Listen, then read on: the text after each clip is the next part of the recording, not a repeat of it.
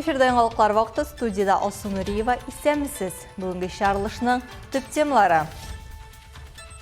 Россия эшмәкәрлеге көне. Әлмәттә бизнес һәм хакимият районнарны бердәм агломерациягә берләштерү турында фикер алышты.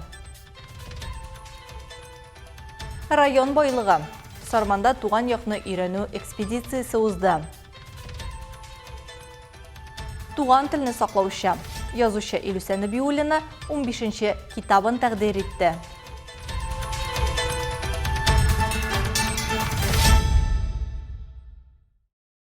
Әлбәттә, Көньяк-Көнчыгыш икътисады реакторын эшләтеп җибәрделәр. Эшмәкәрләр хакимият белән бергә дистә елларга үсеш планы нинди булачагын хәл итә торган проект шулай атала.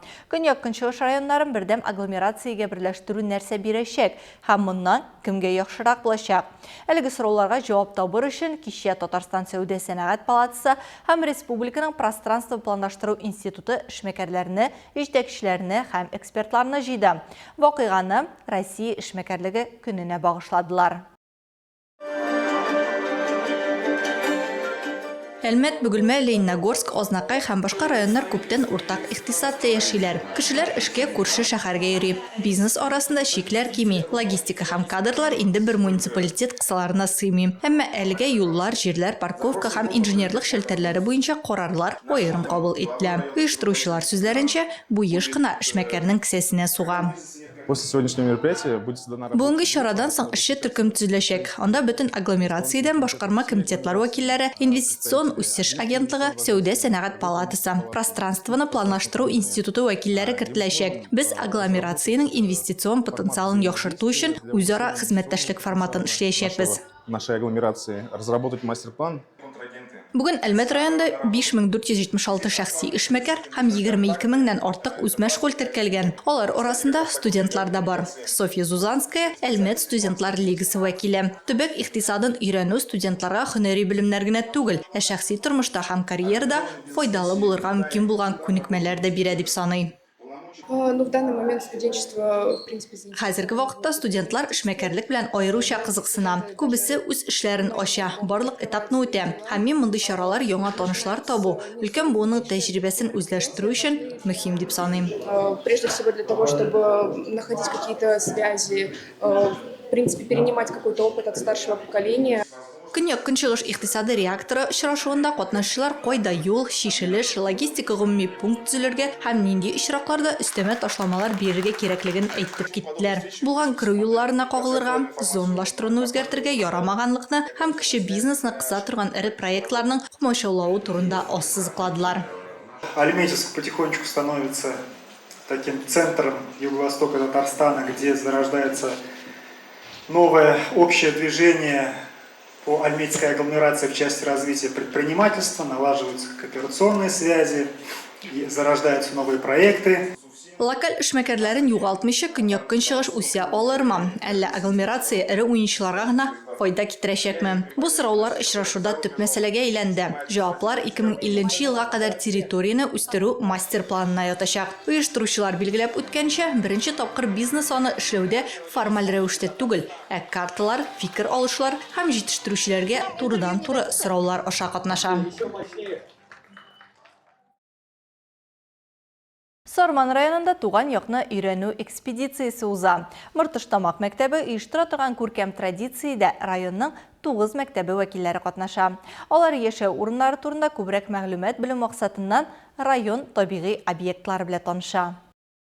Карашайлар белән шул тирәдән килә Мыртамактан башлана да ул. Мәллә елгасына таба китә торган безнең Кәүҗәк ягында урыннары башлалар китә мәлләгә. Мыртыштамак мәктәбе мәгариф бүлеге белән берлектә оештырган халыкара биологик төрлелек көненә багышланган районның туган якны өйрәнү экспедициясендә районның 9 мәктәбеннән укучылар һәм укытучылар катнаша. Походлар вакытында җәлил тирәсендәге объектларга чыгабыз, еракларга бик барганыбыз юк. Сарман районына, чынлап та Сарман районының анда географический объектлары бик күп, балаларның аның күргәне юк. Менә шул ком карьерында атна сайын үтеп китәбез дияргә була, аныңга кергән юк иде. Минем иң көткән точкам ул Меделя елгасы, чөнки аның турында күп кызыклы фактлар, мифлар бар. Минем үземнең күзләрем белән аны күрәсе килә. Шара укучыларны табигатьне, тарихны, мәдәниятне һәм әйләнә-тирә мөхитне саклау өлкәсендәге тикшеренү эшчәнлегенә җәлеп итү максаты белән оештырыла. Аның инициаторы Морташтамак мәктәбенең география һәм биология укытучысы Фәнис Абыйгалиев. Әлеге мәктәптә 41 ел укытучы булып эшли. Шушы дәвердә дистәләгән экскурсия, экспедиция, тикшеренү походлары, экологик чаралар уздыра. Эшен башлаган дәвердә алар 8 гектар урман массивы да утыртуны оештыра.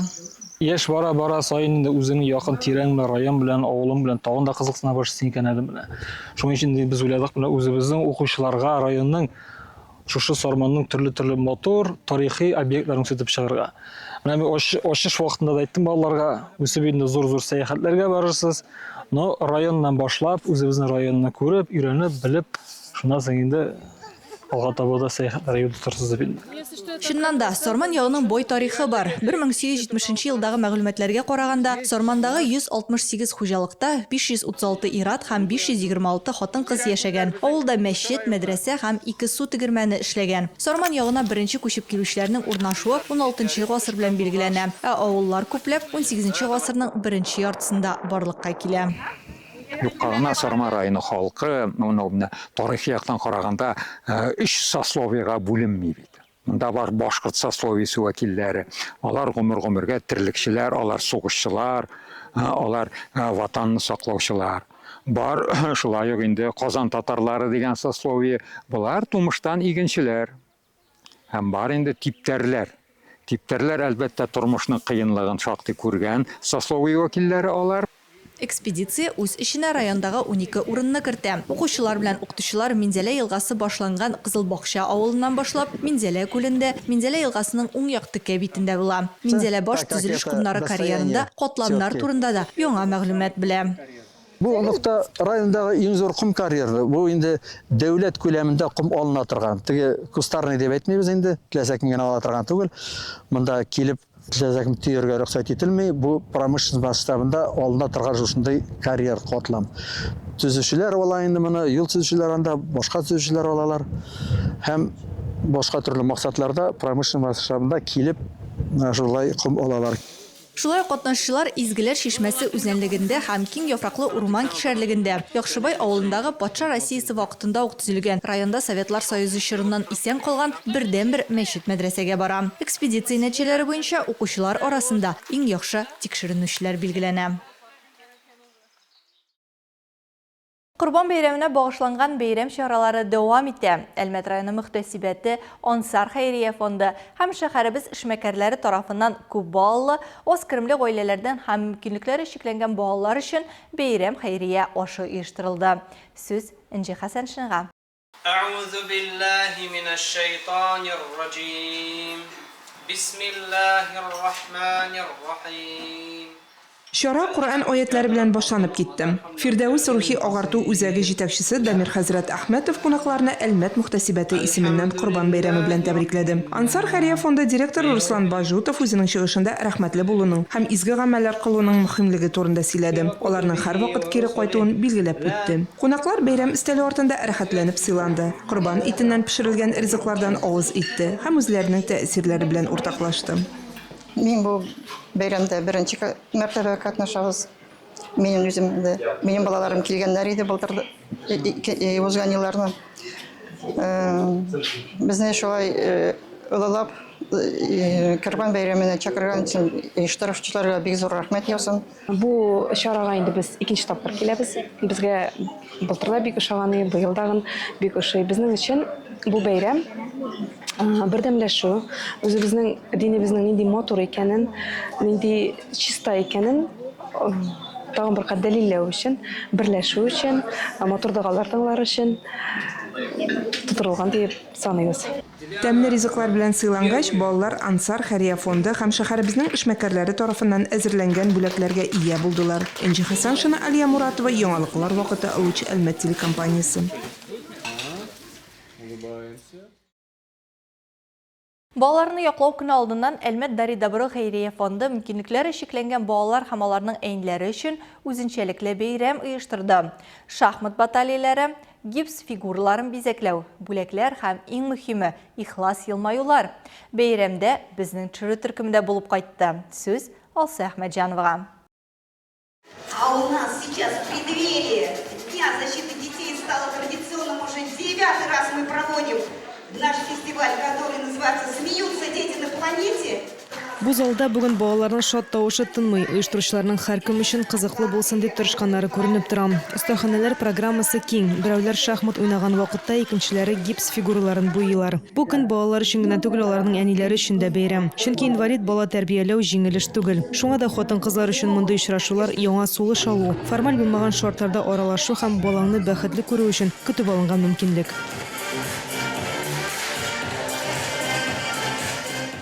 Детки счастливы, самое главное. Балалар бәхетле, безгә иң мөһиме шул инде. Рәхмәт әйтәсем килә безне онытмаганнар өчен. Бу безнең өчен бик рәхәт һәм онытылмаслык чара. Нам приятно это внимание.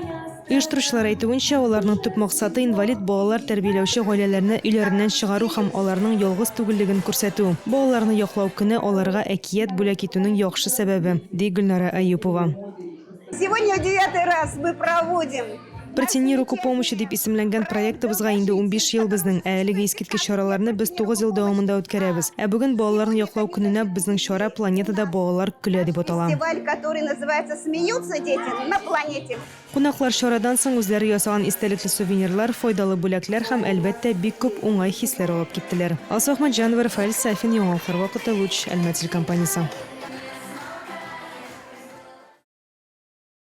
Укытучы, журналист, прозаик һәм туган телне саклаучы. Әлмәттә танылган татар язучысы Илүсә Нәбиуллинаның 15-нче китабы тәкъдир ителде. Иҗат кичәсе шәһәр китапханәсендә каләмдәшләрен һәм тугры укучыларны җыйды.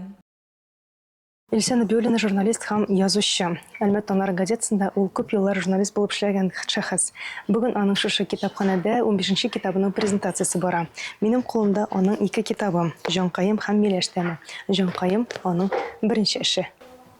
Шәһәр китапханәсе залында җанлы татар теле яңгырый. Очрашу өчен зур сәбәп Илүсә Нәбиуллинаның 15-нче китабы дөнья күрде. Прозаик Татарстан язучылар һәм журналистлар берлекләре әгъзасы. Ул күптән инде Әлмәт районы мәдәни киңлеге өчен күренекле шәхескә әверелгән. Аның әдәбиятка юлы Мөслим районының туган авылы Баюковада башлана. Ул вакытта мәктәп укучысының беренче шигырьләре җирле газетада басыла. Илүсә ханым балалар бакчасында тәрбияче, татар теле укытучысы. Әлмәт таңнары газетасында корректор һәм җирле татар радиосында диктор булып эшләргә өлгерә. Һәр һөнәр аңа яңа сюжетлар һәм өлкәнең гаҗәеп кешеләре белән танышу бүләк итә.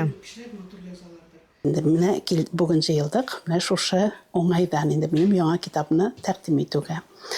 Бу минем беренче тапкыр гына тәкъдир итү дип әйтерим. 10нчы елда минем Рухият нәшриятында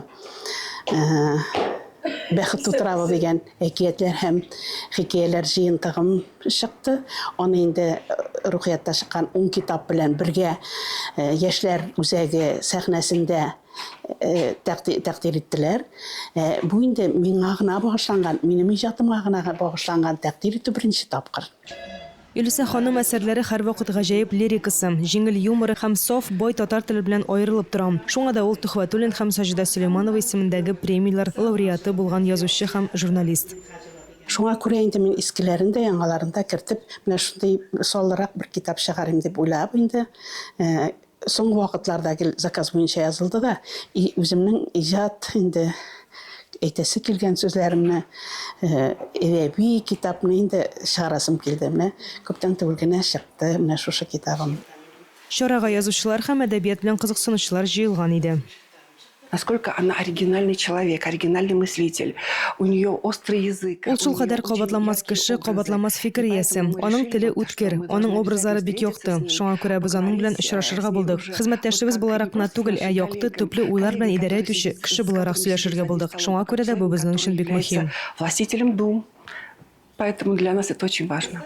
Алсу Ахмаджанова, Алия Муратова, Яңалыклар вакыты, Луч, Әлмәт компаниясе.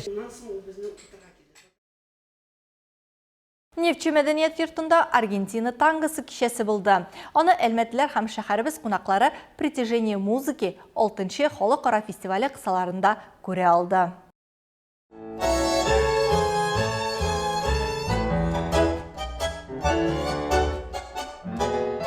Соло танго оркестры Мәскәүнең иң абруйлы классик концерт залларында үз концерт абонементлары булган бердән-бер танго коллективы. Әлмәт сәхнәсендә ул икенче кабат. Рояль, скрипка, контрабас һәм бандонеон уен коралларында уйнаучы музыкантлар кабат танго яңгырата.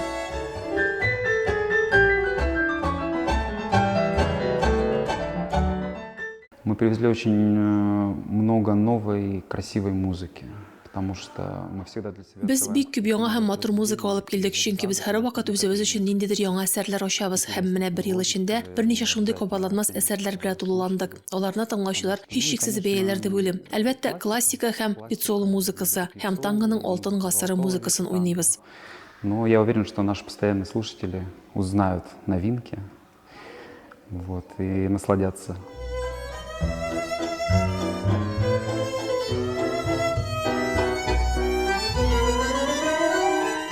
Программаның айрым бизәге Максим Ахмеджанов һәм Разан Мерей чыгышы. Биюче пар Россия чемпионнары, Европа һәм дөнья чемпионатлары финалистлары. Алар танго биюнең төрле вариантларын башкарды. Интервью вакытында үз сәнгатен халыкка җиткерүдә ярдәм итүче фестивальнең әһәмиятен дә ассызыклады.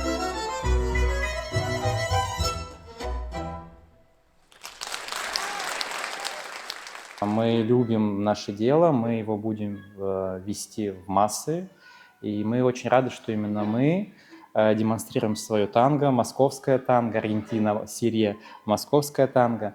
Безусловно, очень сильно важны. Притяжение музыки халыкара фестивале әлмәттә 6-нчы тапкыр уза. Ул бездә Татнефть компаниясе ярдәме белән мөмкин булды. Фестивальнең чираттагы кунаклары Башкортстанның халык уен кораллары милли оркестры. Аларның бүгенге концерты фестивальне ябачак. Радифа Ногманова, Алик Павлов, яңалыклар вакыты, Луч, Әлмәт телекомпаниясе.